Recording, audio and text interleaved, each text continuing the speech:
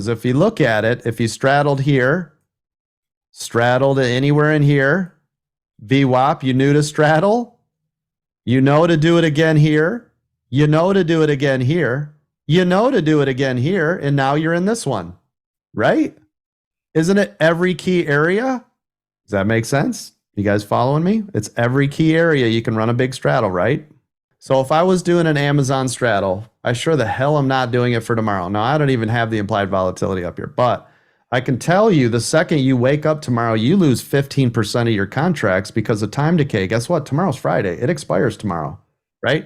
So if I'm trying to do even a lotto for tomorrow and I'm like, yay, it's up 8%. You lost all that money the second tomorrow happened, right? Time decay. Agree. You're like, how come I'm not up, coach? You said, no, your time decay just ruined your entire contract. So instead, right, if you can, 90 plus days out, but at least 5 weeks minimum is typically where theta doesn't burn you. So all you need to do, count it out. 1, 2, 3, 4, 5 weeks. This is what you should be doing. You would have one right there and one right there.